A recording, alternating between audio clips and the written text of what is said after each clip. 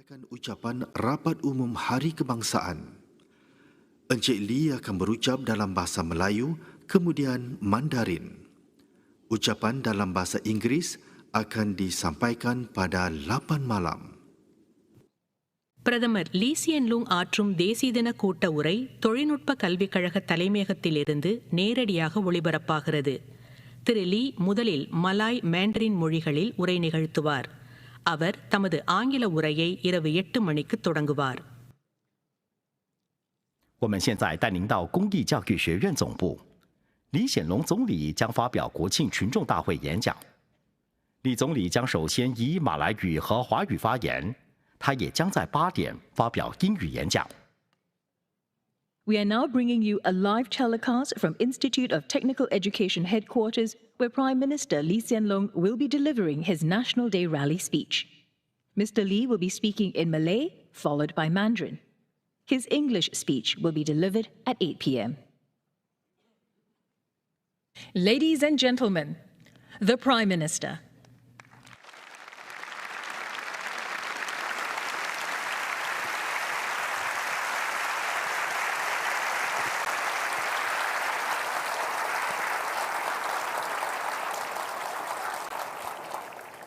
Good evening, everyone. I'm very happy to see everyone here again at ITE Central. Last year, we still had to keep the numbers down and we were still wearing masks. This year, full strength, back to normal. It feels very good.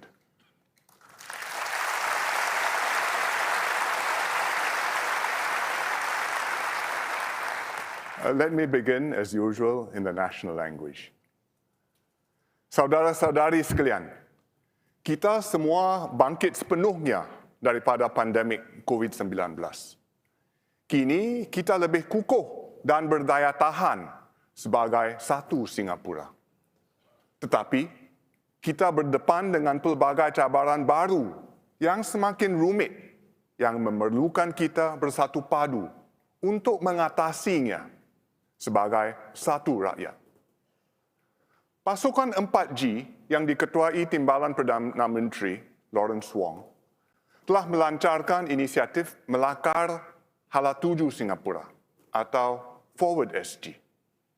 Mereka berbincang, bertukar-tukar idea dan bekerjasama dengan ribuan rakyat Singapura daripada segenap lapisan masyarakat. Saya gembira badan-badan dan masyarakat Melayu Islam juga turun padang untuk sama-sama menyumbang secara aktif dalam Forward SG. Inisiatif ini penting untuk menyegarkan kontrak sosial kita, menentukan Singapura yang kita idam-idamkan dan cara terbaik mencapainya. Antara perkara yang kita idam-idamkan tentulah kemajuan ekonomi, pekerjaan dan mata pencarian yang mantap. Namun, keadaan dunia pada masa hadapan dijangka tidak menentu dan terus bergelora. Sungguh pun demikian, sebenarnya banyak peluang tersedia bagi mereka yang berani merebutnya. Sektor-sektor ekonomi baru sedang bercambah, mewujudkan pekerjaan baru yang tumbuh bak cendawan selepas hujan. Satu contoh adalah bidang digital yang amat memerlukan kemahiran baru dan ilmu yang mendalam. Malah, bidang digital menawarkan peluang pekerjaan yang sangat luas. Anda boleh menjadi penggiat YouTube, saintis data, atau seorang pereka UX, iaitu pengalaman pengguna, atau UI, iaitu antaramuka pengguna. Siapa kata dengan permainan online kita tak boleh cari makan? Sebenarnya boleh. Bagaimana caranya? Dengan menjadi seorang pemain profesional, jurulatih, ataupun pengulas. Saya gembira semakin ramai yang berpindah ke sektor digital, termasuk karyawan Melayu Islam. Saya difahamkan sekumpulan mereka yang menempa nama sebagai pakar dalam bidang IT bergabung di LinkedIn. Ditubuhkan tahun lalu rangkaian yang dikenali sebagai Malay Muslims in Tech kini mempunyai hampir 400 anggota. Mereka menganjurkan bengkel, seminar dan sesi-sesi rangkai kerja untuk menggalakkan perkongsian idea, kemahiran serta peluang-peluang baru. Seorang daripada mereka ialah Atikah Abdul Kalim. Beliau lulus dengan ijazah Sains Politik dari NUS, tetapi kemudian memilih untuk meneruskan pengajian dalam bidang yang berlainan sekali. Rekaan digital UX bagi aplikasi, laman web atau peranti. Sejak itu, beliau bekerja sebagai pereka UX di beberapa syarikat teknologi besar seperti Razer, Shopee dan kini di Rakuten Wiki. Pada tahun 2018, Atikah mempamerkan kehandalannya di cabaran teknologi hackathon masjid-masjid. Wadah e-dagang rekaan pasukannya bagi barangan terpakai muncul juara. Kini, sebagai pereka kanan UX dan juga instruktor, beliau berkongsi minat dan kepakaran dalam rekaan digital kepada para pelajarnya. Syabas Atikah.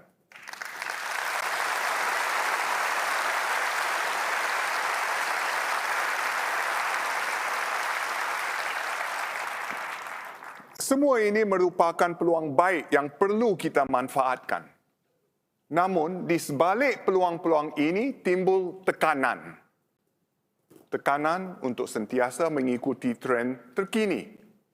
Timbul juga kebimbangan bahawa pekerjaan anda mungkin diambil alih robot atau aplikasi AI, iaitu kecerdasan buatan. Memang kita menjangkakan lebih banyak gangguan kepada pekerjaan. Lebih ramai pekerja kita akan terjejas dan mungkin hilang pekerjaan beberapa kali sepanjang kerjaya mereka. Hakikatnya, pekerjaan sangat penting dalam kehidupan kita.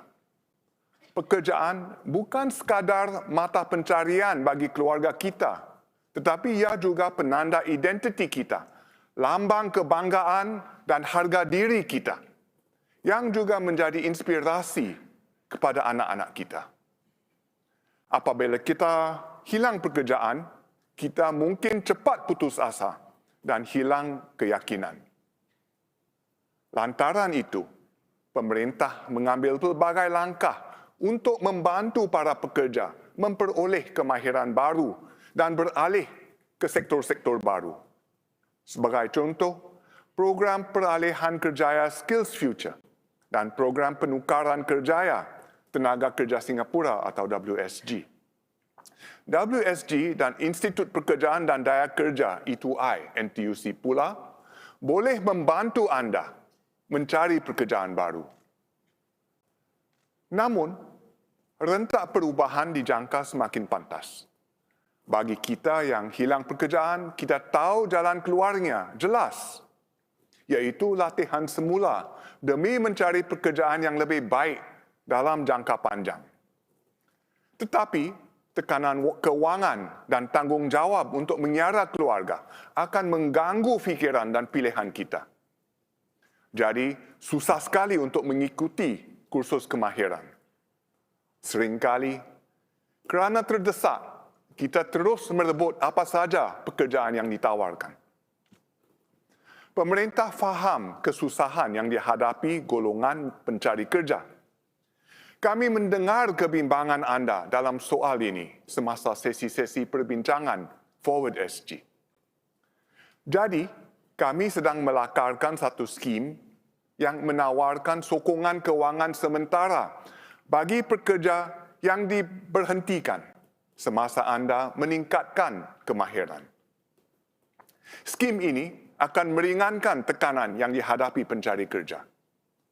Dengan ini, anda boleh tumpukan perhatian untuk menjalani latihan semula demi mendapatkan pekerjaan jangka panjang yang lebih baik. Inilah cara kami boleh membantu anda bangkit semula dengan lebih yakin. Kami sedang perhalusi butiran skim ini dan para pemimpin 4G akan berkongsi lebih lanjut apabila mereka menggulung inisiatif Forward SG. Selain usaha pemerintah, saya juga gembira melihat badan-badan Melayu Islam memainkan peranan untuk menyokong golongan pencari kerja. Misalnya, mendaki bekerja rapat dengan agensi M Kuasa 3 dan badan-badan Melayu Islam untuk mendekati para pekerja Melayu. Malah, para pemimpin Melayu di NTUC juga aktif terlibat dalam membantu mereka meningkatkan kemahiran dan mendapatkan pekerjaan. Bersama-sama, mereka memperkukuh proses rujukan bagi program-program latihan, peningkatan kemahiran dan pemadanan pekerjaan. Satu contoh ialah Nur Ashura Senin, ibu kepada 2 orang anak. Ashura, lulusan Diploma Kejuruteraan Sivil, pernah bekerja sebagai pembantu pentadbiran di sebuah syarikat binaan. Beliau berhenti kerja selama 4 tahun untuk menjaga anak-anaknya. Tahun lalu, apabila anak-anaknya mula bersekolah, beliau memutuskan untuk kembali bekerja. Tetapi Ashura mahu bertukar kerjaya ke bidang jagaan kesihatan, khususnya pergigian. Tahun lalu, Ashura menyertai program Women at Work mendaki. Penasihat kerjaya beliau melakarkan pelan tindakan kerjayanya dan menyarankan kursus-kursus sesuai untuk beliau. Ashura menggunakan Credit Skills Future untuk meraih sijil asas bagi sokongan pergigian. Semasa menjalani latihan, beliau berjaya mendapat pekerjaan sepenuh masa sebagai seorang pembantu pembedahan pergigian di sebuah klinik. Inilah caranya Ashura berjaya bangkit semula dan meningkatkan kemahirannya. Tahniah Ashura.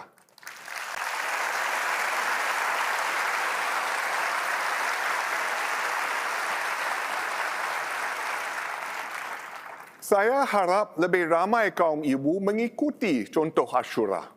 Pemerintah akan menyokong anda dan saya harap keluarga anda juga akan memberi sokongan penuh.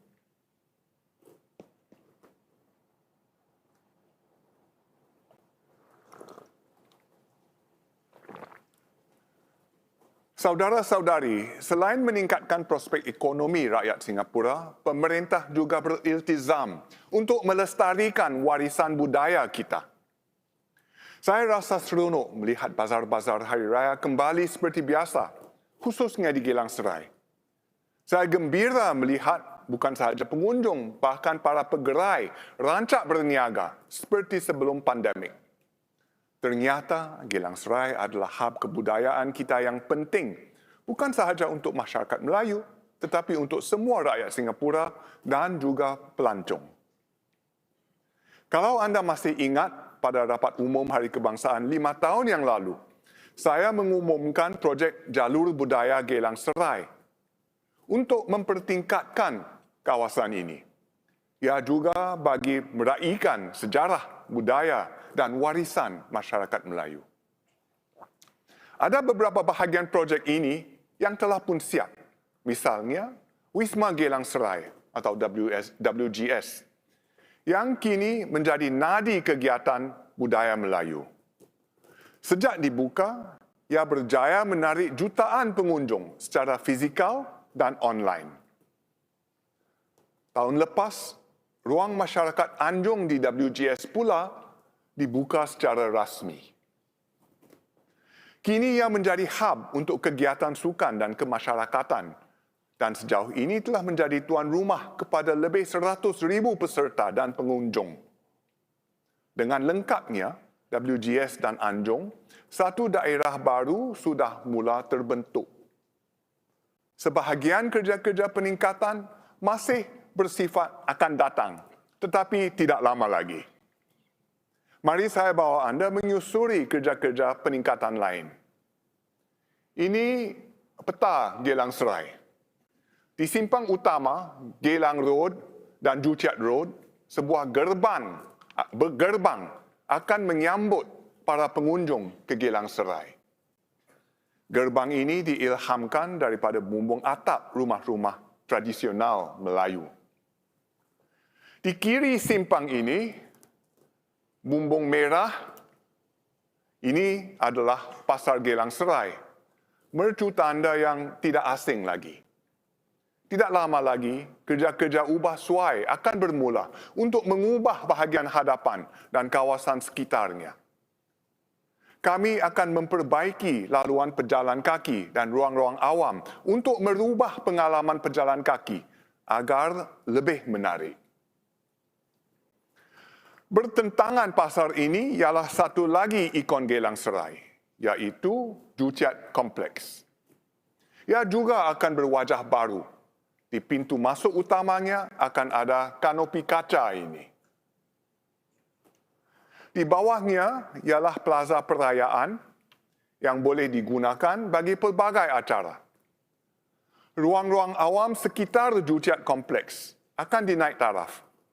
Semua ini termasuk beraneka program kebudayaan akan menjadikan Gelang Serai lebih rancak dan bertenaga untuk dinikmati para pengunjung, baik tua maupun muda. Saya tidak sabar untuk semua peningkatan ini siap tahun depan. Kepada pasukan yang menjayakan projek ini, terima kasih.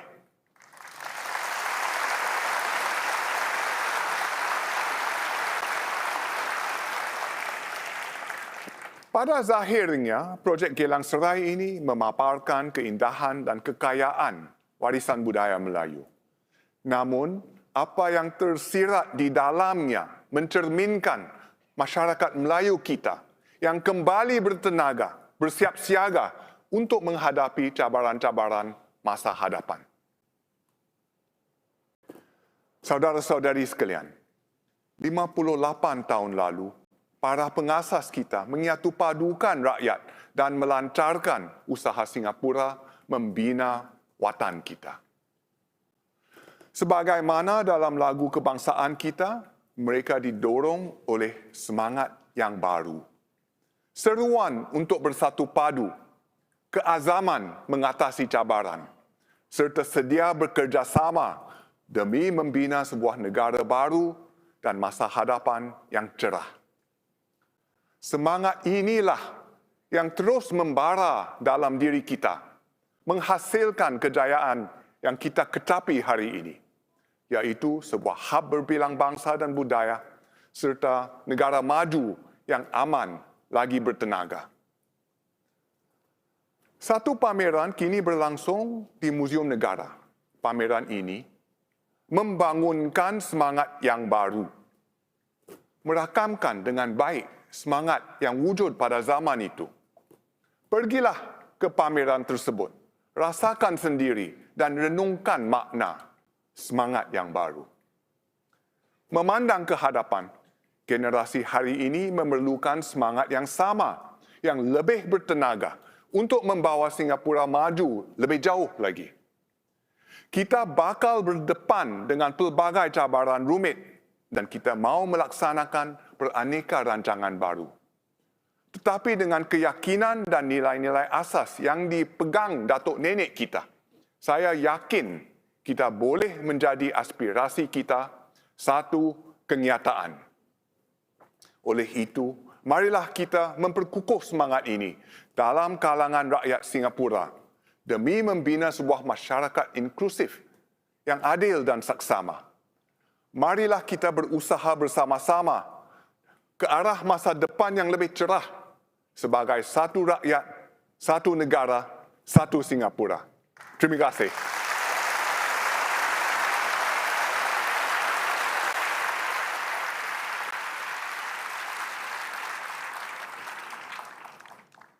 各位同胞，大家晚上好。历经3年的冠病疫情，我们齐心协力挺过考验，大家的生活也恢复正常了。各个社区也再次举办国庆晚宴，为国家庆生。此外，一些国人已经养成了伤风感冒时就会自动戴口罩的习惯，继续保护自己，也保护大家。虽然我国已经走出疫情，但是地缘政治日渐紧张，经济情况不明朗，这导致全球价格攀升，造成通货膨胀居高不下。国人的日常开销继续增加，为了减轻人们的负担，政府分发了不同的补助。去年我用了一份月历向大家介绍了一个住在3房4组屋的家庭能够获得哪些援助，这包括 USave 水电费和杂费回扣、CDC 购物券、现金补助、保健储蓄填补等等。政府几乎每个月都有不同的补助帮助低收入家庭，其他国人也有一些补助，大家应该都陆陆续续收到了。今年也有一份月历，和去年一样，政府几乎每个月都会给各种补贴。现在是8月了，有现金补贴，9月也有，10月有 USave 水电费和杂费回扣，11月财神爷真累了，请假。12月又有现金补贴，1月还有 CDC 邻里购物券，让大家可以买年货准备过年。我们兑现了好好照顾人民的承诺。我们知道今年调高消费税影响了国人，所以我们通过定薪与援助配套，帮助大家减轻负担，尤其是中低收入家庭。由于政府去年在一些方面节约开支，有了一点财政盈余，我们决定在今年的财政预算案加强一些援助措施，其中额外的 CDC 购物券，我听说特别受欢迎。很高兴看到这些措施行之有效，让国人受惠。明年1月1号，消费税将上调到9%。我们会按照原先的计划落实定薪与援助配套。我有把握，这些补助能够缓解明年消费税上调后对国人的影响。不过，我相信大家会想，也可能会问，财神爷能不能够再慷慨一次，让每个人都能获得多一点援助呢？这个是很合理的问题。你问我，我问谁？我就问了财长黄循财。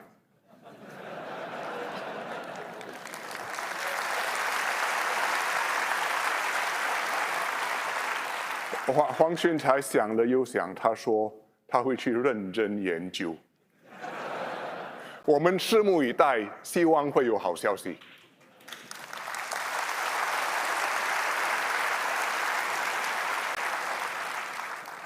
但是大家必须谅解，财神爷不一定能有求必应，政府不可能无止境地分发补助，所以我们也要从根本上解决问题，那就是提高生产力，帮助企业转型和发展经济，这样国人的实际收入才能持续增加，大家的生活才确实有所改善。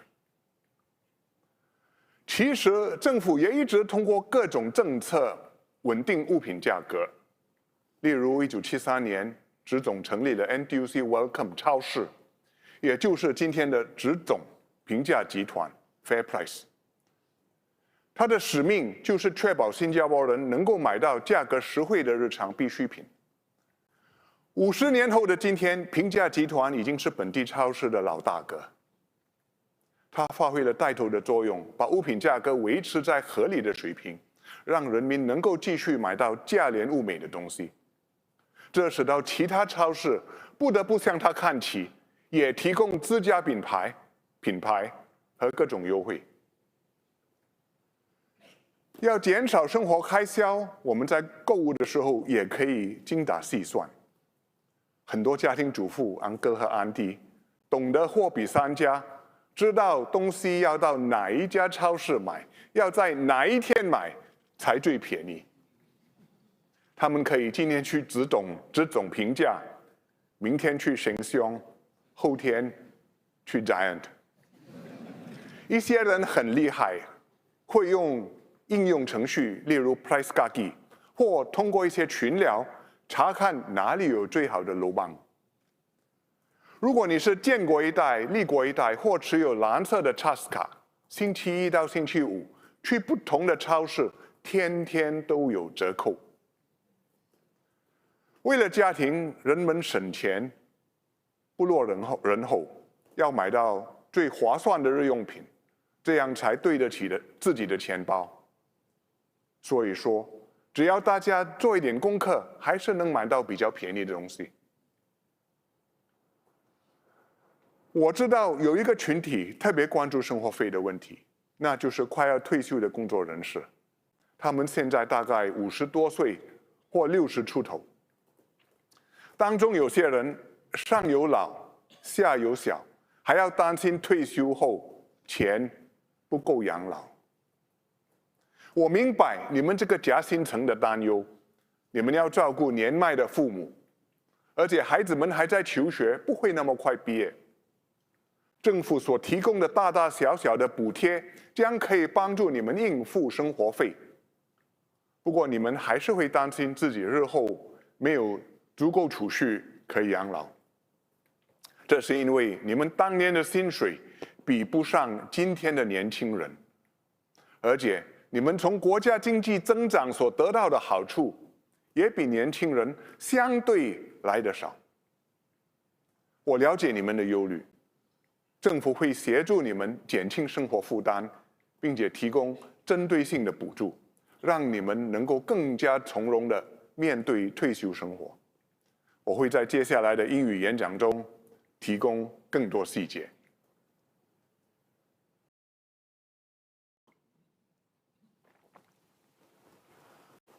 除了帮助年长人士为退休做好准备，我们也必须关心大家的健康。大家上了年纪，都多少会出现一些毛病，尤其是如果年轻时没有照顾好身体，就可能有三高，也开始这里痛那里痛，走不快，看不清，耳不灵，睡不好。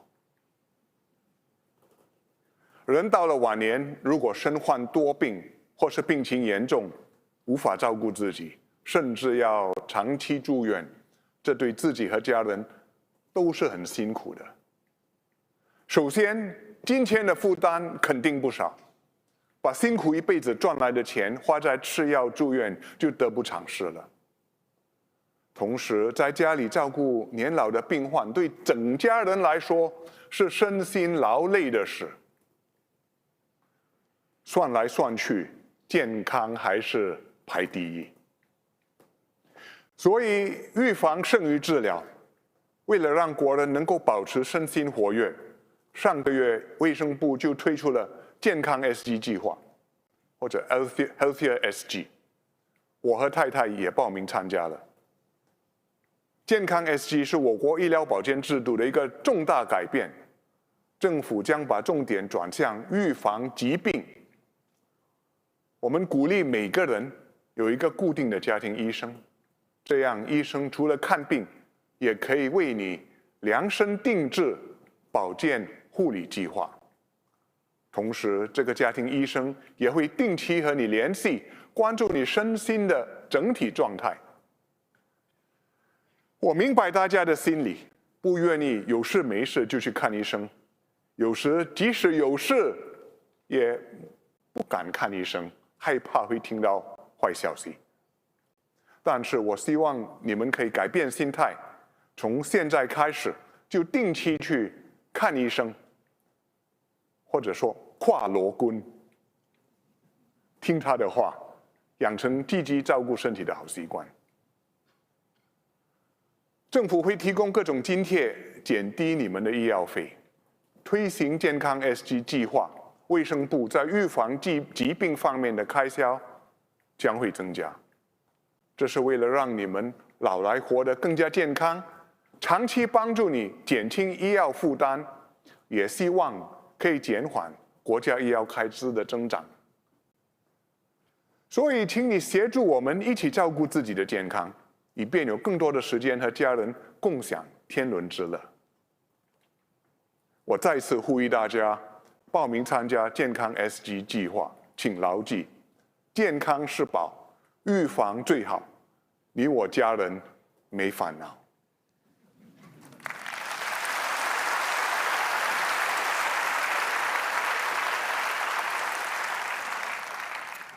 过去3年，冠病疫情是一场严重危机，我们沉着应战，理智应对，上下一心，共同克服种种难题。新加坡是最早走出危机的其中一个国家，并且很快就恢复活力了。我们的新航再次展翅高飞，樟宜机场人山人海，入境的旅客很多，出国旅游的国人也不少。投资者看到我们应对疫情的表现，对我们更有信心了。我们吸引了许多新的投资，经济活动也增加了不少。我们这个国际金融中心也更加蓬勃了。我们也成为数一数二的科技研究中心、物流中心和数据中心，巩固了我们作为区域枢纽的地位。这一切不是偶然的，而是因为我们一直以来都未雨绸缪，做长远的规划，并且政府与人民之间维持互信、紧密合作，把愿景变成事实。最近发生了几个涉及政治人物的事件，让国人或者感到不安，甚至怀疑我国的体制是否出了问题。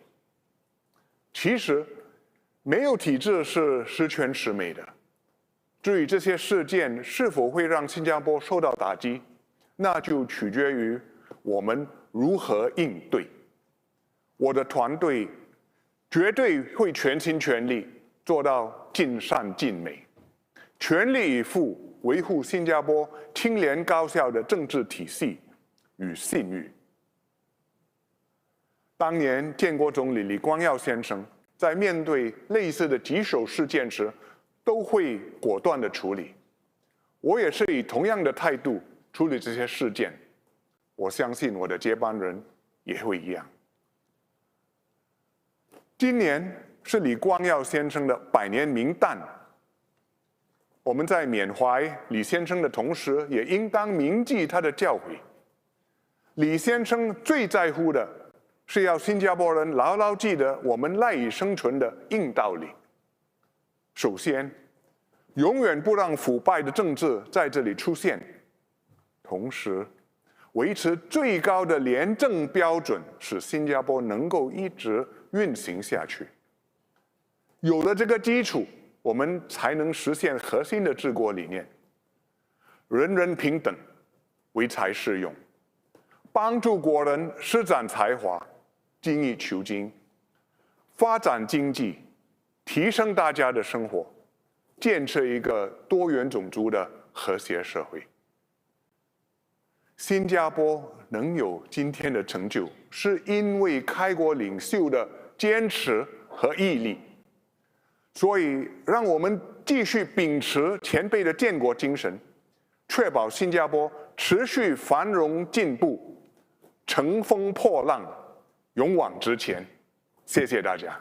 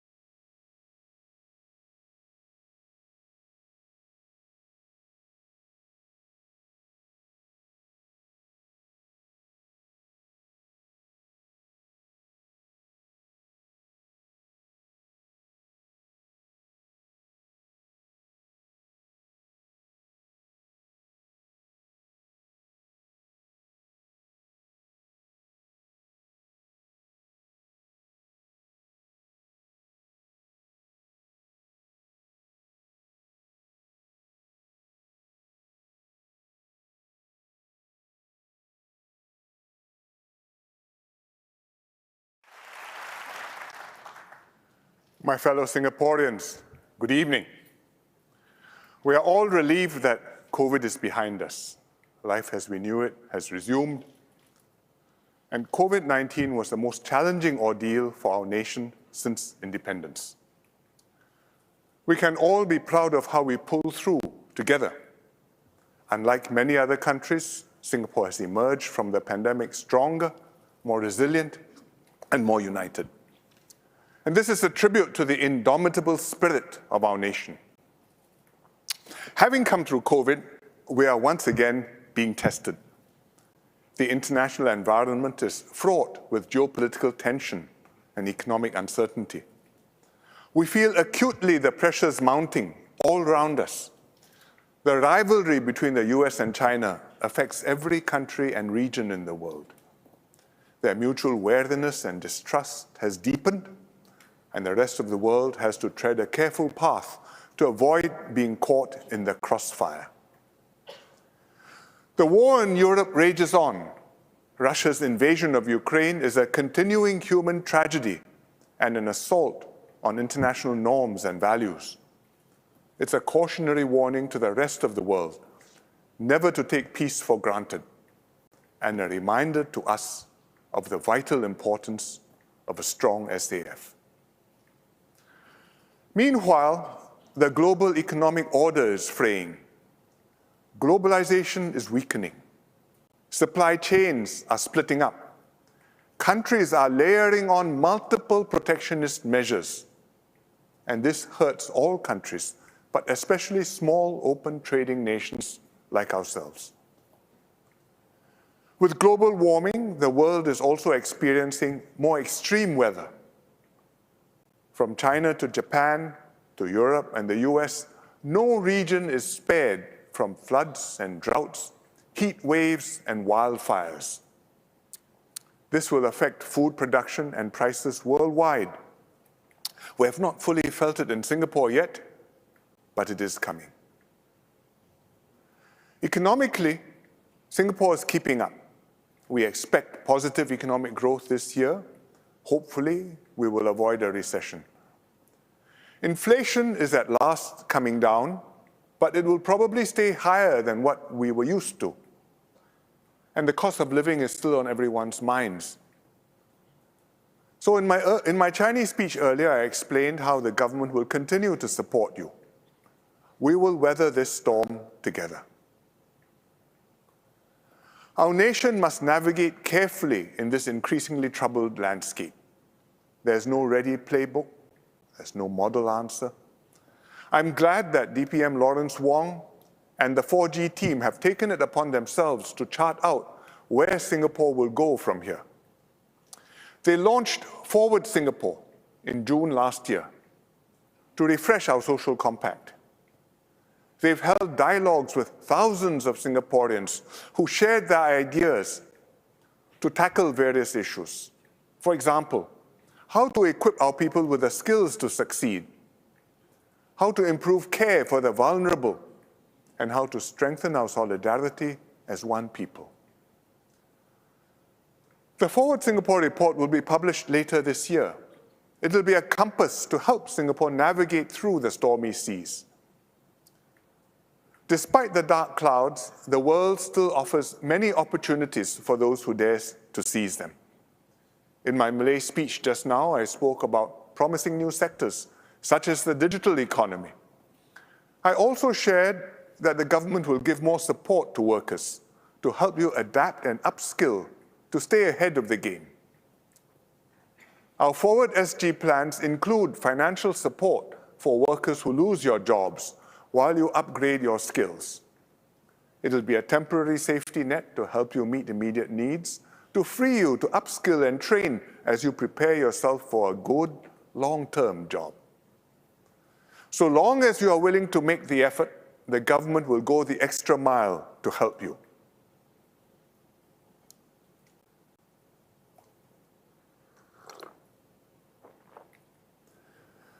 Financial concerns are top of mind, not just for younger workers, but also the older ones.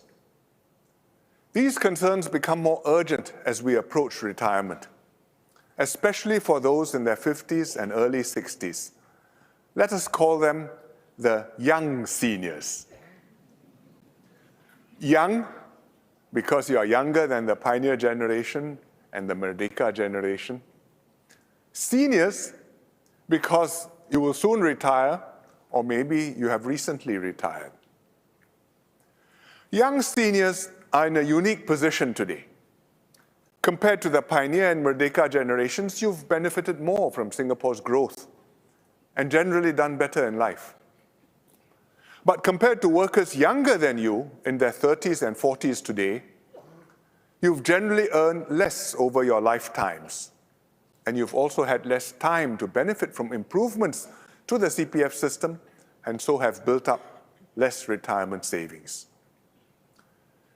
Young seniors are also in a particularly sandwiched phase of your lives. You have to shoulder the responsibility of caring for both the young and old in your families. Your kids may be young adults, but often not yet fully independent, and still live in the same household. Many of you young seniors also have elderly parents at home who may be beset with the infirmities of old age. You have to shuttle them to medical appointments and hospital visits, plus attend to their everyday needs.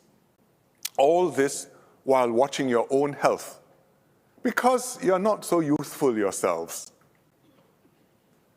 Responsibilities on all these fronts multiply your burdens. So, as young seniors, you're understandably anxious about your retirement needs. Beyond the daily cost of living pressures, you know that retirement is creeping up on you. And you wonder, will I have enough to get by? Can I cope? But don't worry, the government will help you. You will not be left behind. We will introduce a package to help young seniors meet your retirement needs. Let's name it the Majula package.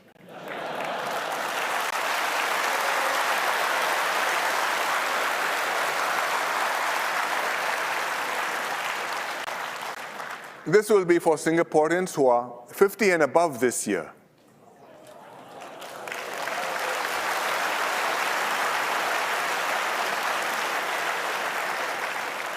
Born in 1973 or earlier. It will benefit those with lower incomes and less wealth. The support will be tiered depending on your income and your CPF savings. The Majula package will comprise 3 components. First, an earn and save bonus to help you build up your CPF savings while you work. Most young seniors are still working and have some years to go before retirement. We encourage you to continue working as long as you can. Lower and middle income workers will get a CPF bonus of up to $1,000 a year, depending on your income. And the government will credit this into your CPF account on top of the usual employer and employee contributions. You will receive this earn and save bonus yearly as long as you are working, whether full-time or part-time. Take, for example, a lower-income 55-year-old who plans to retire at 65. Over 10 years, her earn and save bonus adds up to $12,000 in extra CPF savings if you include the CPF interest, which is not bad. Second, a retirement savings bonus. If your CPF balances have not reached the CPF basic retirement sum, you will receive a one-time CPF bonus this year of up to $1,500. Those who are not working will get this bonus too. And this includes homemakers who've given up their careers and labored to raise their families and thus have very low CPF balances. Third, a MediSave bonus. Most young seniors have enough MediSave balances. Nevertheless, many still worry about healthcare costs because you will soon be not so young seniors. So the Majula package will include a modest one-time MediSave bonus of up to $1,000. And it will give you some extra buffer to help pay your medical expenses and insurance premiums. The Majula package will help young seniors in their 50s and early 60s to meet your retirement needs. But besides young seniors, we also want to encourage older seniors to continue working for as long as you can. Hence, the Majula package also covers the Pioneer and Merdeka generations.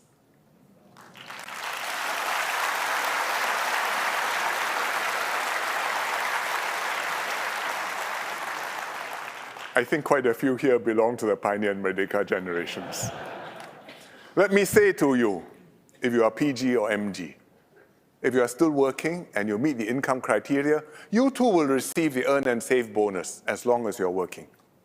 If you are not working, you can still get something from the one-time retirement savings bonus and MediSave bonus. And this will be in addition to the PG or MG benefits that you are already receiving and will continue to receive. Think of this as a 58th National Day present.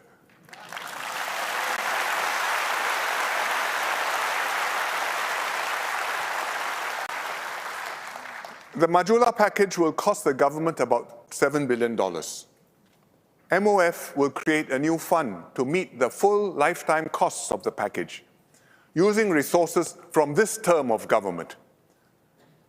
We will honor this commitment without burdening future generations.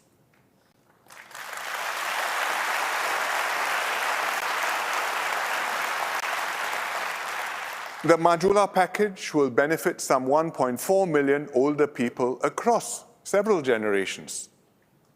We will also be enhancing existing schemes like Silver Support, Workfare, and the Match Retirement Savings Scheme. And the details akan datang will be announced next year. Taken together, these improvements will help seniors to meet basic retirement needs, especially for lower and middle income Singaporeans, so that you can have greater peace of mind in your golden years.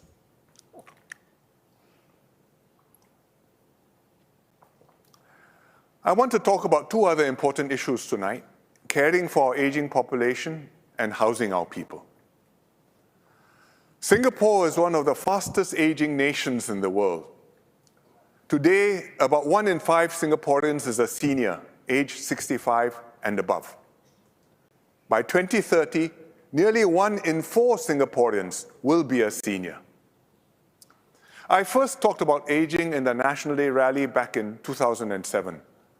At that time, we had 500 centenarians, people aged 100 and older. We thought that was a lot. By 2013, which is 16 years later, this had doubled to around 1,000. And by 2030, we are likely to double again to at least 2,000 centenarians. It shows vividly how our society is getting older and older, faster and faster. Today, if you ask, it's not in the chart, but we have about 1,500 already. So each MP has 15 centenarians. In 2030, I won't be making this speech, but whoever is doing so will have to take care of all of us seniors, and some of us very senior. Today, we are an aged society. Soon, we'll be a super aged society. And this has massive social and economic implications. We have much to do to help our seniors age well. And today, I'll speak about 2 aspects of our preparations: active aging and making homes and precincts more senior-friendly. First, on active aging. We've invested significantly in healthcare for seniors. The government plays a big role in providing care, but seniors must also play our part to look after ourselves. MOH launched Healthier SG last month. Healthier SG aims to get each of us to take more responsibility for our own health, supported by family doctors and community partners. When you enroll, you'll get a personalized health plan including when to go for screenings and vaccinations. Besides medical prescriptions, your doctor will also give you what we call social prescriptions, like advising you to lead a more active lifestyle, to maintain a healthier diet, to lose a little bit of weight, or to quit smoking. But while your GP can suggest or even arrange these for you, only you can decide to follow through and do them. But please do so. Prevention is always better than cure.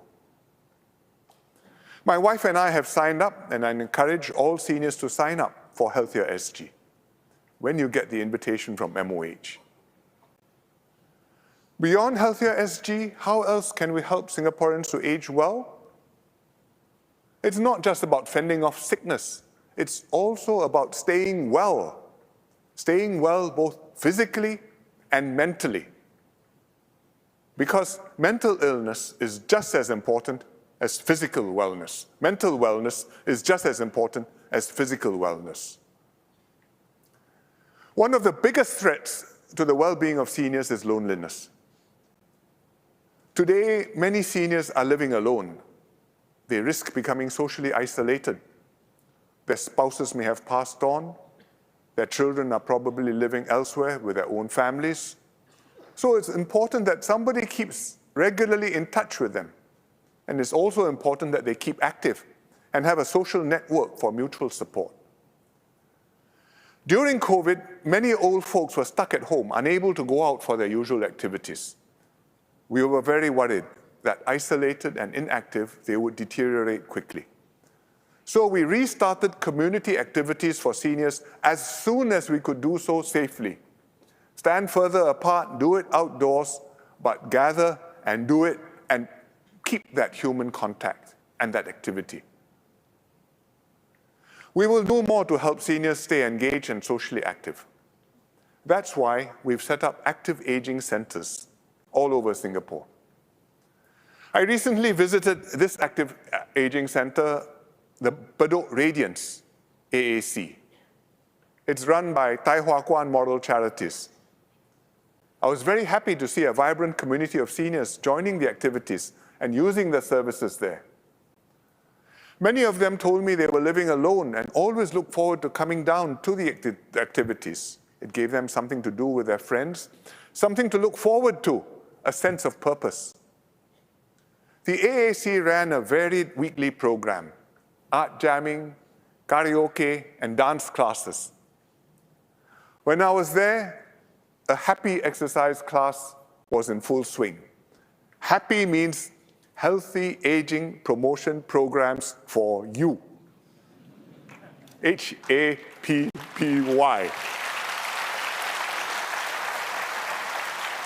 And the seniors looked happy, but some of them were not so well. A few were wheelchair bound, but they still joined in the activities.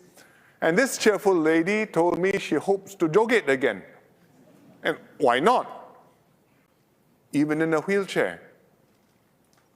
Other seniors were using the health services at the AAC. Some were getting their vital signs checked so that doctors could follow up if something was amiss. One was having a teleconsultation with nurses physically there to help him, and a doctor calling in on Zoom from the polyclinic. It was good that relatives or neighbors were making the effort to bring the seniors down to the AAC for them to socialize and cheer up their lives. What I found most encouraging was that many seniors were not just taking part in activities, but also helping to organize and run them. Seniors for seniors.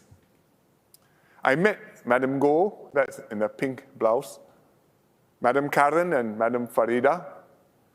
They were preparing to deliver hot meals to frail seniors living upstairs in their rental flats who couldn't come down to the AAC.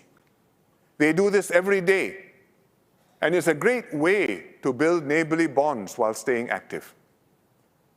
Actually, besides meal deliveries, there are also communal meals downstairs at the AAC. The staff told me that these meals were a big draw and an important activity because they encourage the old folks to come down And when they gathered at the AAC for meals, they would socialize and make friends, and the staff could keep an eye on them, make sure that they were all right. I also discovered that these meals are actually cooked by the seniors themselves, at least some of the seniors themselves. These three makciks, Madam Amina on the left, Madam Rosna, and Madam Fatima, they use their Skills Future credits to attend a food hygiene preparation course so that they could cook meals for their fellow seniors. Madam Fatima told me they use less salt and sugar in their cooking to make it a healthier choice. Then I tasted her chicken curry, and I said, you must have used santan. Coconut milk, she says, no, she uses normal milk, but it tasted just as good, sedap sekali. I had a second helping.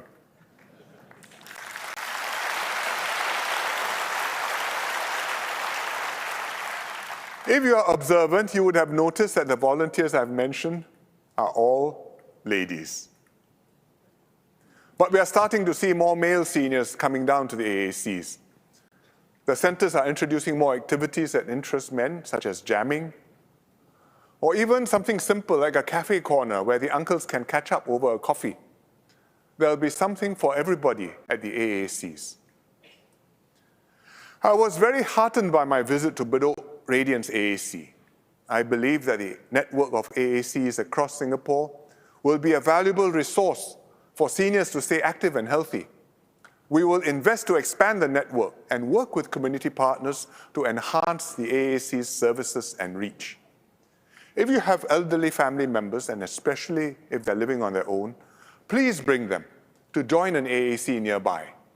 And if you're a senior yourself, I strongly encourage you to join a center near you because many seniors are having a good time there. Take the first step towards active aging so you can live well and age well. Be like Madam Wong here. This is Madam Wong. She is 97, still going strong, still playing mahjong, and I'm told that she is sitting pretty with her hand of tiles. Besides encouraging active aging, we'll also make our HDB homes and precincts more senior-friendly. Many seniors have told us they want to live out their golden years in their own homes and neighborhoods. It's a familiar environment, a cozy sanctuary, and they have established deep roots and meaningful friendships. And this is a very good thing. We will help as many seniors age in place as we can. We need to make a few moves to realize this. First, we'll make your homes more senior-friendly. Today, under the EASE program, this is the enhancement for active seniors, you can install fittings like ramps to help you get in and out of your homes. In toilets, you can install grab bars and make the floors slip-resistant for safety. Soon, seniors can choose from an expanded suite of fittings under EASE 2.0. For example, you can have foldable shower seats. You can have your toilet entrances widened so that if you or your spouse needs a wheelchair, your wheelchair can be brought into the toilet. And life can be safer and much more convenient. Secondly, we'll make it safer and more comfortable for seniors to move about their neighborhoods. For example, we will revamp streets and linkways frequented by seniors. We will build more shelters and rest points, also more therapeutic gardens, fitness trails, and exercise machines to encourage seniors to stay active. The roads will be made more pedestrian-friendly. For example, longer green man signals to give seniors more time to cross the road. So you see down here, 36 seconds. The motorcycles and cars have to wait. Doesn't matter. Old folks' safety is important. This is their home, their area. We put them first. Barrier-free ramps and raised zebra crossings so that wheelchair users can cross over without having a step to go down and a step to come back up again at the curb. 3D road markings and narrowed roads to slow the cars down. We will also install larger and more colorful block signs with familiar symbols to help seniors remember their own block and find their way home. So this is not where the satay stall is. This is the satay block, block 113 in Kebun Baru. Third, for those who need a little more help, we'll build more assisted living facilities. Take, for example, IDEAL. This is another acronym, Integrated Dementia Assisted Living Project, IDEAL at 115, at the Kueh Lapis block, block 115, Kebun Baru. I went to open it a few months ago. It's a ground-up project by Dementia Singapore with some government support to help seniors with mild dementia. Many of the seniors live in their own flats in this block. The void deck has become their community living room where seniors have fun and games, exercise, get their haircuts, and eat together. Whenever a senior needs anything, he or she will go to the second floor, and the residents affectionately call this Jilao, the second floor. There are shared facilities there, like a community kitchen where they cook and hang out, and a telehealth room where staff can monitor their vital signs and arrange for telemedicine checkups. All at Jilao. At IDEAL, seniors with dementia can live happily on their own upstairs and enjoy the warmth and care of friends and community downstairs. HDB is building similar assisted living projects called community care apartments. They will serve not just seniors suffering from dementia, but also those who are well. And we'll need a whole range of these facilities, whether for assisted living or the AACs, to serve old folks with different needs. Some of these already exist today, but we need to improve them, scale them up, and get ready for the large numbers down the road. We will keep making Singapore a more friendly home for current and future seniors. Investing resources to senior-proof our homes, making precincts safer and easier to navigate, and constructing more assisted living residences with integrated accommodation, care, and community facilities. And we'll do this across Singapore, starting with the towns with the most seniors, like Ang Mo Kio and Bukit Merah. So we are taking major steps to prepare for a super-aged society. And it's part of a new national program called Age Well SG, which will complement Healthier SG in improving the health of our seniors. And the ministries will share more about this in the coming months. Together, we'll make Singapore an endearing home for all ages, where seniors can age with dignity and grace, connected with friends and family.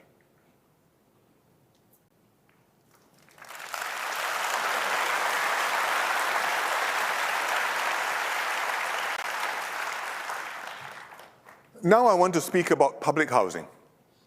HDB is a vital part of the Singapore story.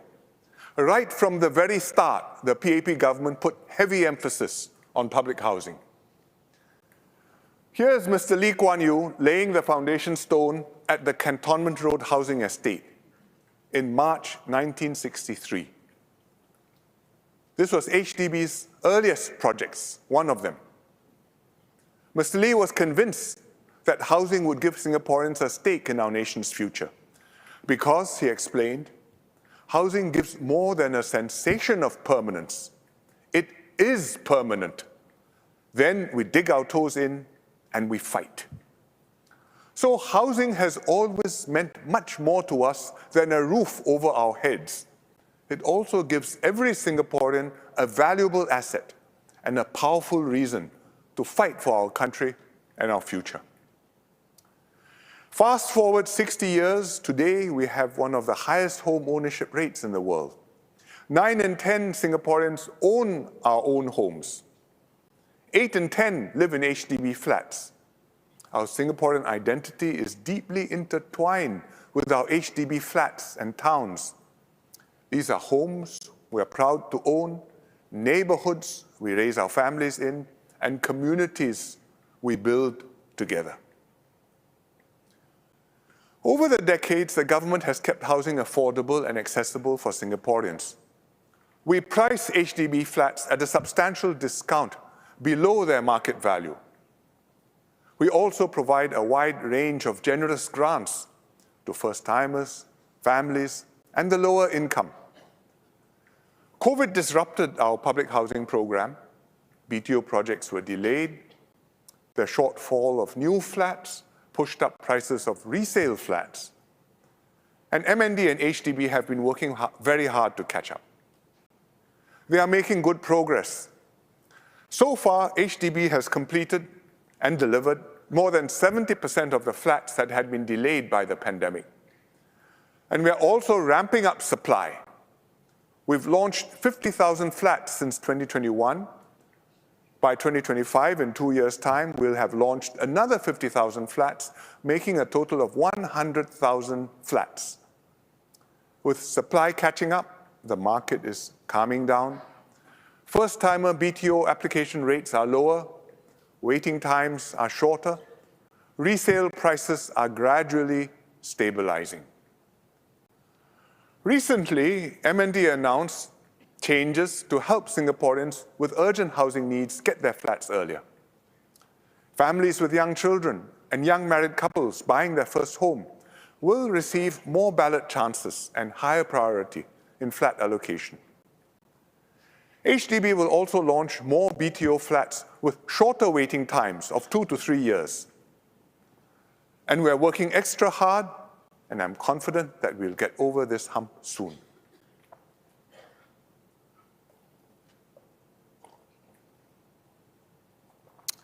Tonight, I want to look beyond this hump to the longer-term public housing landscape.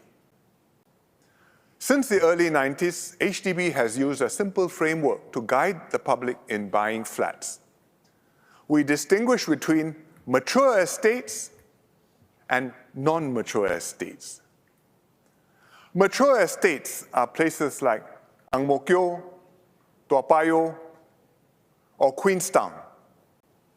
This is a picture of Dawson in Queenstown, where I recorded my National Day message this year.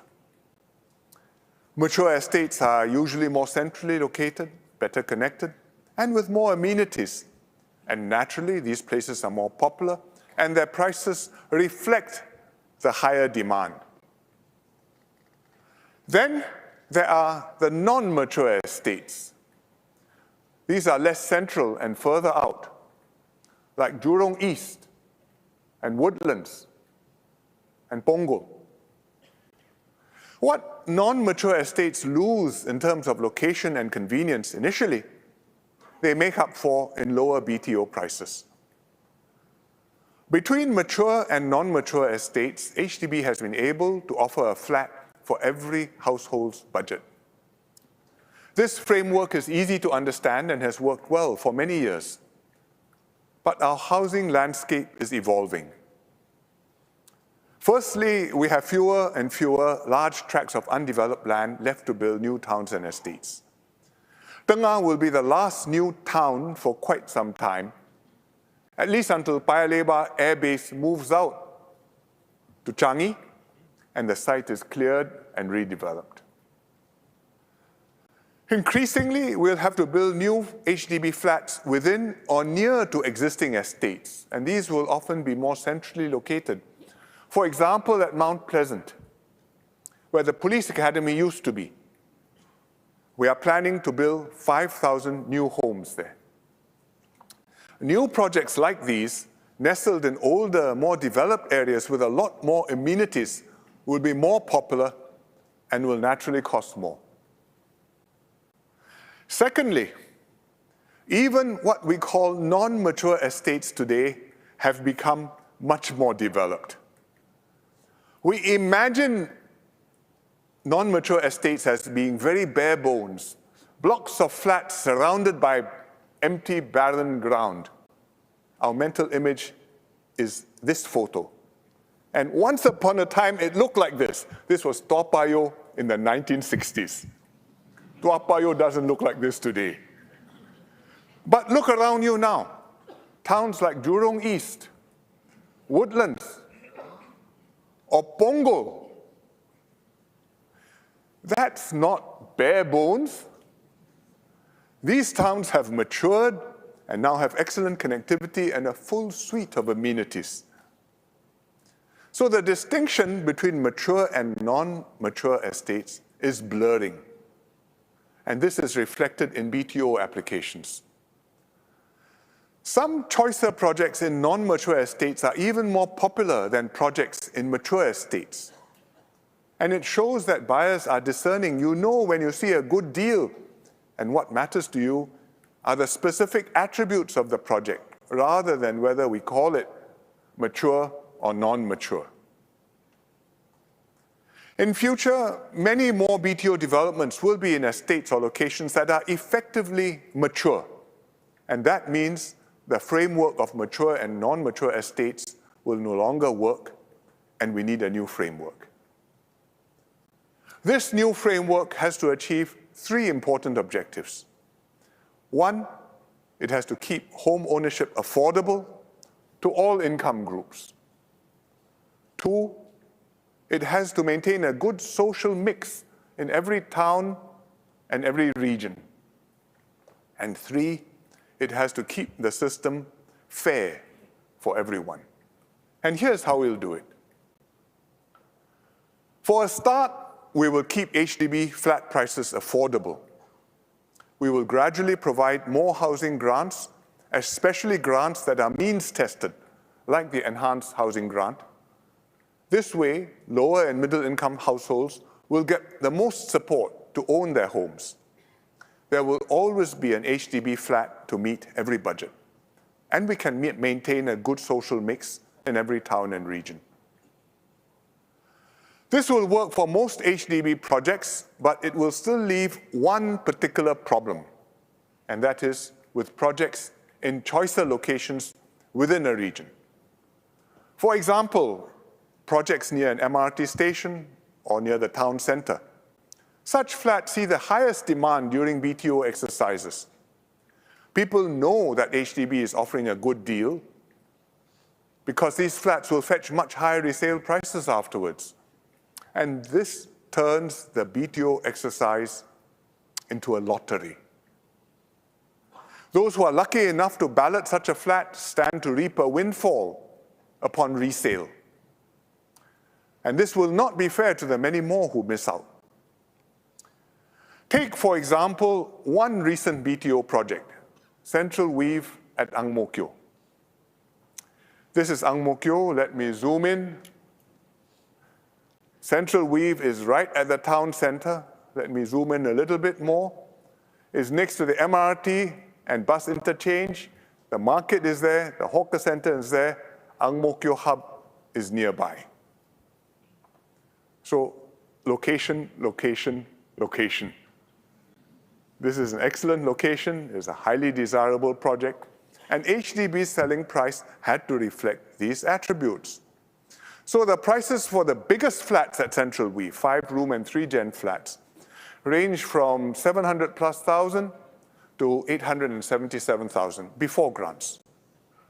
Even then, these flats were heavily discounted off their true market value. Some people complained that these prices were exorbitant and unaffordable, and yet these units were heavily oversubscribed. More than 6,500 households applied for just 372 such flats. 17 applicants for every flat. And clearly these applicants must have found the Central Weave project affordable and thought that the prices offered them good value. And no doubt many hoped their flats would fetch strong resale prices later on.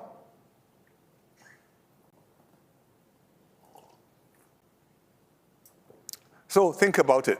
If you are HDB CEO sitting down, confronted with this problem, what will you do? You have a dilemma. a dilemma with projects at choicer locations like Central Weave. Should we price them higher or lower? If we price them higher, we will shrink the windfall gains, we will reduce the lottery effect. This will moderate demand, and that's good. But there will be sticker shock. These flats will become expensive and unaffordable to most families, and we won't get a good social mix. Some people will still afford them, but mainly those near the income ceiling or those whose parents can help them pay for the flat. And the result, the precinct will become a higher income enclave. And that is not what we want. But if HDB prices such flats lower, more households can afford them, we achieve a better social mix, that's good. But then we exacerbate the lottery effect because the potential windfall will be even richer. It's not just tio bei pio, it's tio tau pio. Even more families will try for these flats, and for every one happy, successful buyer, there will be maybe 20, maybe more unsuccessful buyers. And they will be understandably and justifiably frustrated and very unhappy. And this is not fair. So under the present framework, whether we price such flats higher or lower, we cannot fully achieve all three objectives: affordability, a good social mix, and a fair outcome. So what do? Central Weave is already sold, but we can expect more such situations as we build more flats in existing towns. How do we solve this problem? Our solution is to introduce a new plus model for selling HDB flats at choicer locations with stricter sale conditions so that we can moderate the prices. And let me explain carefully what I mean. Today, HDB launches BTO projects all over Singapore. We're all familiar with them. Everybody knows the BTO rules. For example, a 5-year minimum occupation period, or MOP, after which the owner can resell the flat. And there's no income ceiling for resale buyers. These are standard rules and apply to what I will call standard projects. In future, most HDB projects will still be standard projects. But within each region, some HDB projects will be in choicer locations. Take, for example, Bayshore in Bedok. This is Bedok town. Bayshore is there. Let me zoom in, and you can see Bayshore is a very good location for homes because you've got 2 MRT stations, Bedok South and Bayshore MRT stations. Shopping malls will be built in this corner. Siglap CC is there. East Coast Park is across the road, and then you have the waterfront. Again, all the Yoshan Yoshri. We will have both private and public housing in Bayshore, and the HDB projects will likely be plus projects and will be sold under different rules. HDB will give more subsidies for these plus flats over and above the subsidies for standard BTO flats. This will moderate the price of plus flats and put them within reach of more households. But to make the scheme fair, HDB will also impose more restrictive restrictions, more restrictive sale conditions. For example, a longer MOP of 10 years to favor buyers who are planning to stay there for the longer term and discourage those who may be thinking of flipping the property and moving out as soon as they can. Tighter restrictions when the homeowner resells a plus flat later on, such as a subsidy recovery applied on the resale price. Certain percentage, when you sell the flat, you pay back a certain percentage to HDB. to take back the extra discounts you enjoyed upfront since you are moving out. And this is to be fair to other buyers who didn't get these plus flats. Also, there will be an income ceiling on resale buyers, just like how we have an income ceiling on first-time buyers. And this will moderate the resale prices and help to maintain a better social mix, even in the resale market in the longer term. As we build more projects in mature areas, this plus model will help us to meet our three objectives: affordability, good social mix, and fairness. I keep on showing you this slide because this is crucial. These are the three fundamental objectives, and we must bear that in mind when we think, what is HDB doing? Why is HDB doing this? How does doing this help us to achieve these objectives? It will help Singaporeans find a house that suits your needs, even in good locations. Not just for you, but your children too. Actually, the plus model is not entirely new. We already have something similar called the prime location public housing model. It's a lot of words, so let's just call them prime projects for short. One example is Bukit Merah Ridge. Like other prime projects, it's very close to the city center. Naturally, these flats are very desirable and will be more expensive. But we've been able to keep their selling prices reasonable by imposing tight restrictions and also a subsidy recovery to moderate the windfall gains. The prime model has shown good outcomes so far. In Bukit Merah Ridge, the selling price for a four-room flat ranged from 540,000 to 737,000 before grants. And each flat attracted 5.4 applicants, far fewer than Central Weave, even if you compare to the four-room flats at Central Weave. And we hope that plus projects will achieve similarly good outcomes. So let me go back to Central Weave, because you are probably thinking and asking, had we sold Central Weave as a plus project with the tighter restrictions and additional subsidies, would HDB have priced it lower than it actually did? And the answer is yes, it would.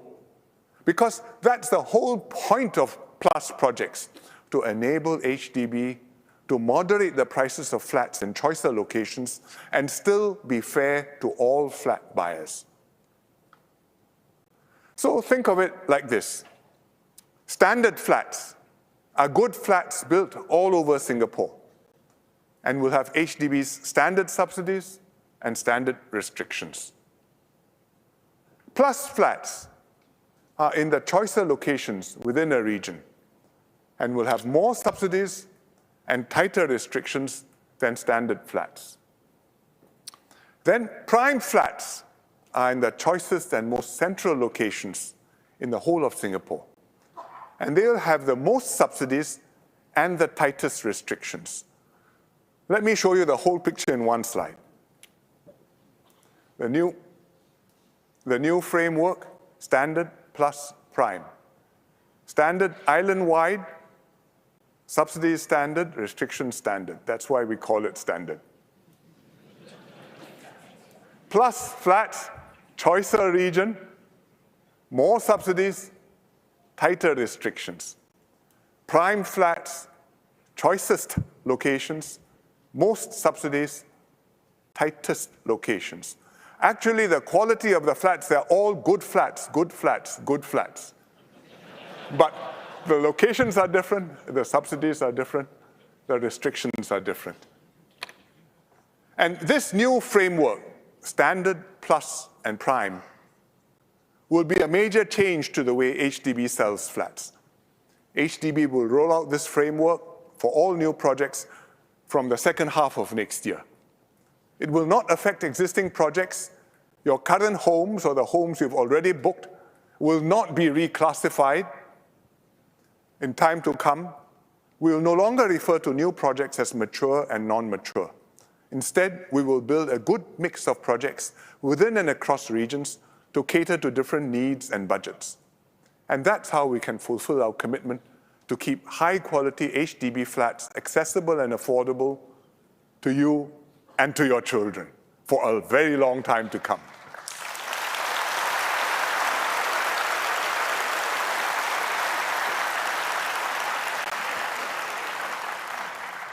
The new framework, Standard, Plus, and Prime, will affect everyone buying a new HDB flat. But there's one special group I want to address, the singles. More and more Singaporeans are choosing to be single. Singles, too, hope to own their homes and have more housing choices. We hear your concerns. Today, first-timer singles can apply for new flats, but only two-room flexi flats and only in non-mature estates. They cannot buy new flexi flats in mature estates. Singles are also not allowed to buy prime flats. These rules are to prioritize our limited supply of flats, but unfortunately, they have restricted singles' choices. And we will do something about this. When we roll out the new framework, singles will be allowed to buy two-room flexi flats across all types of BTO projects, Standard, Plus, and Prime.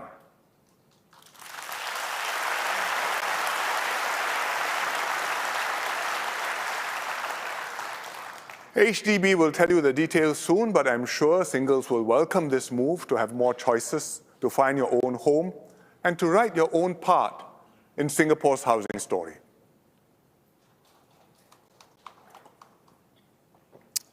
I spoke earlier about the foundation stone that Mr. Lee laid back in 1963.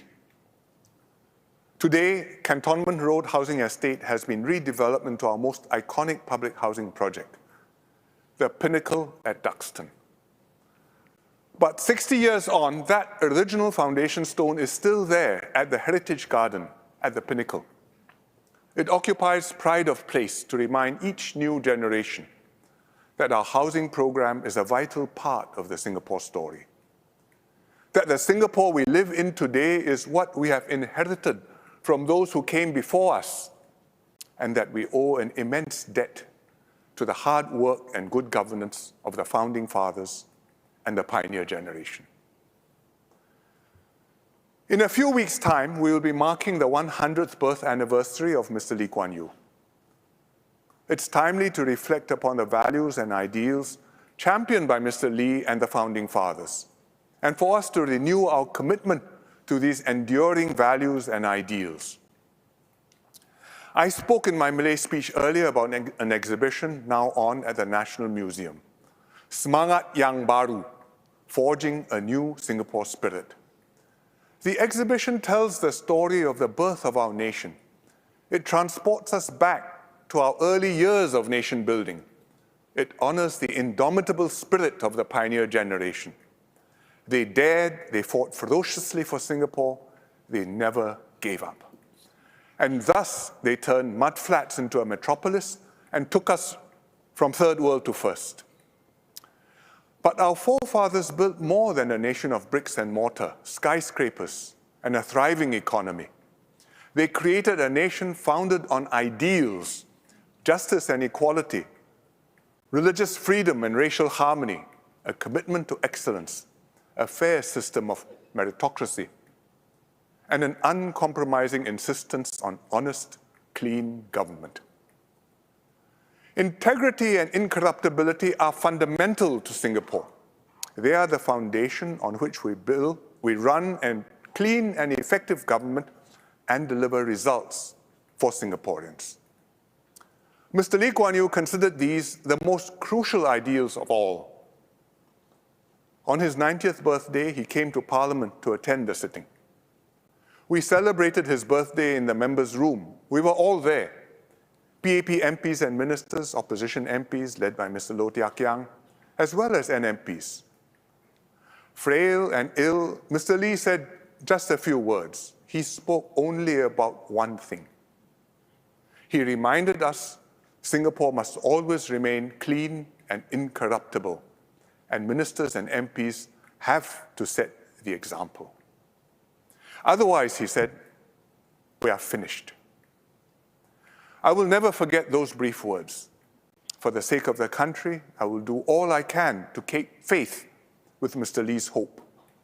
No matter the price, no matter the embarrassment or political cost, I will do my utmost to keep the system clean.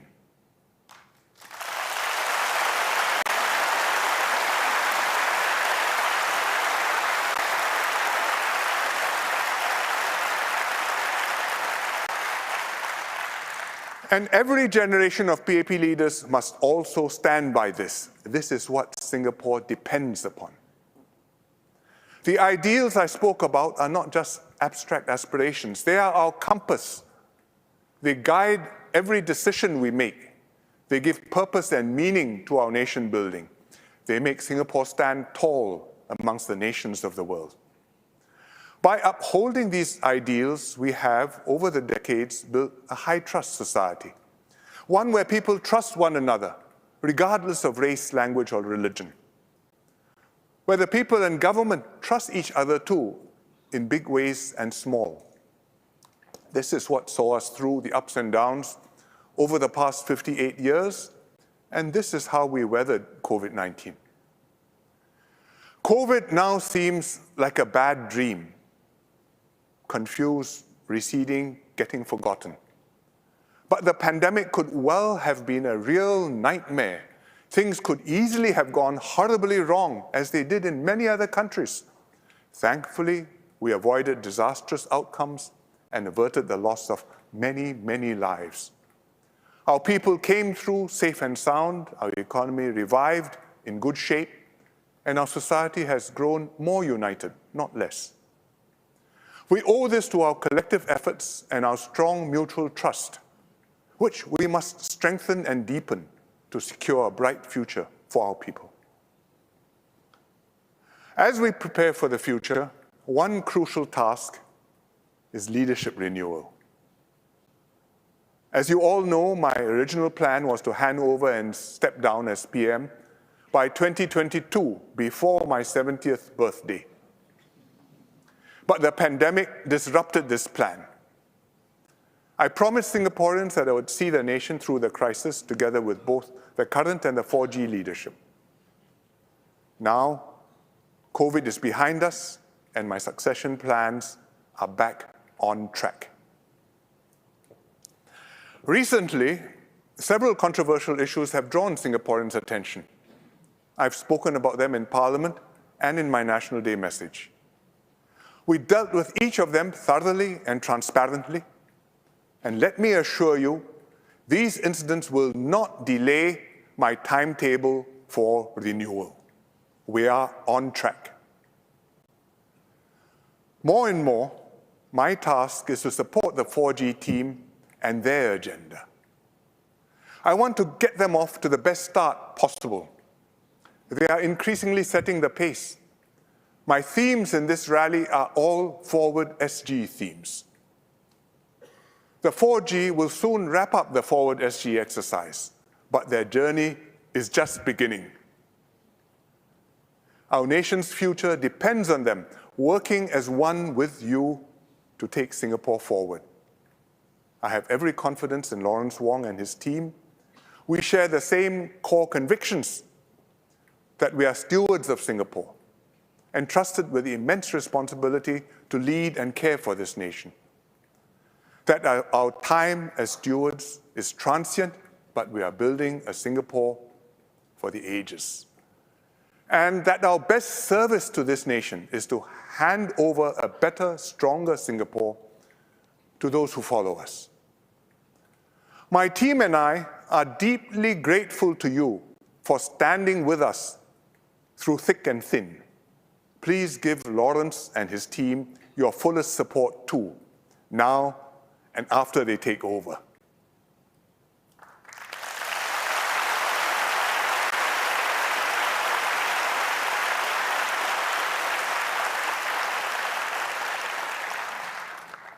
The Singapore story has been an unlikely one from the start.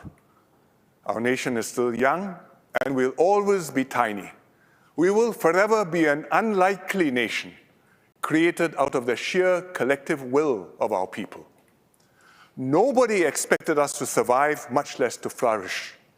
But each time we beat the odds. Each time we showed the world what Singapore can be. It has been an